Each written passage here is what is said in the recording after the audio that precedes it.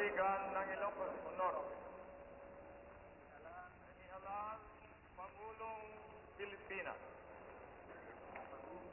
Magbibigay katarungan sa bawat tao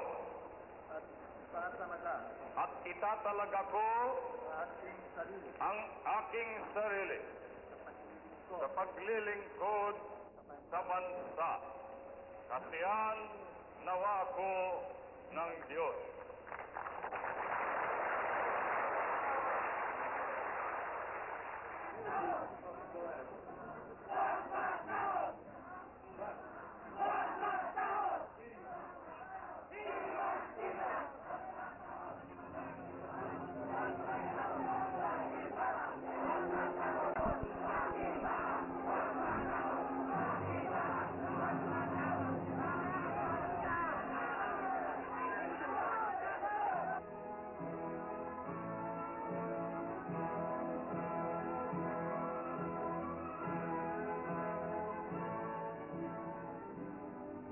The motive power for progress dwells in a combination of elements provided by the leaders of a nation and her people.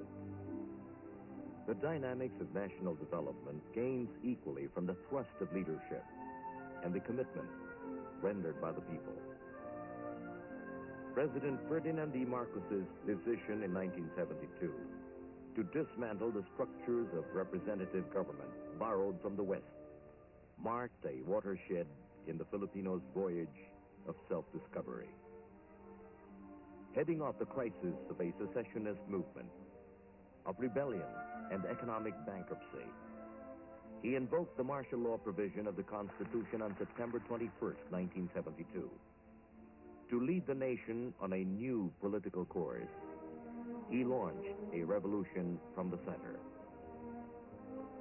Proclamation 1081, which embodied a program of reformation for Philippine society, was a radical and far-reaching decision by one man to recast the destiny of the Filipino people.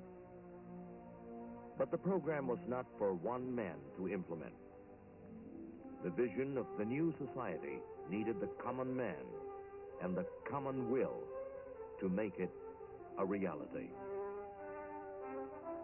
Martial law, a transitional phase in national history, has demonstrated its unique character as a strategy to create and build from the ashes of the old a new society.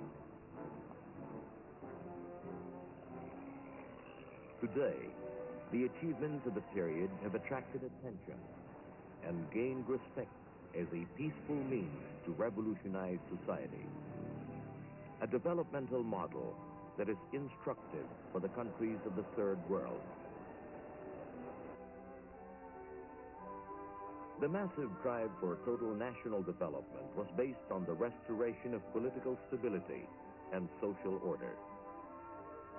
Martial law sped up the purging of the corrupt and incompetent in the civil service, with a consequent enlistment of technical and administrative talent into government service. Reforms in national politics centered on the process of replacing the political institutions borrowed from the West with those more expressive of Filipino tradition and historic experience. The activation of 42,000 citizen assemblies called barangays draws its inspiration from the concept of the village council, which served as the basic political unit of the pre-Spanish Malay society. The barangay today, composed of 100 to 500 families formed in every village and city district, decide on national and local issues and are consulted by referendum on national questions. Barangay representatives, including youth groups, make up the Sangguniang Bayan, or local assemblies on the municipal, city, provincial, and regional levels.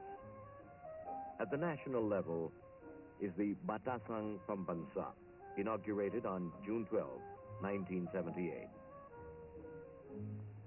A national plebiscite held early in 1981, shortly after he lifted martial law, expressed support for a combination of presidential and parliamentary system, with Marcos as president and chief of state, governing with a prime minister.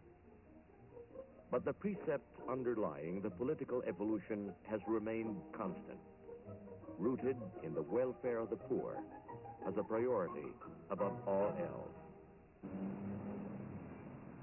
Various measures in the last 8 years have done much to revitalize Philippine economy.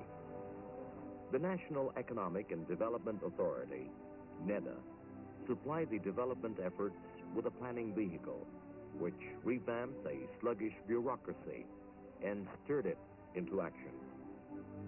NEDA centralized control and designed specific policies to spur overall growth and development, with a goal to ensure every Filipino's sustenance, to attack the causes of underdevelopment at the roots, mass poverty, and mass deprivation.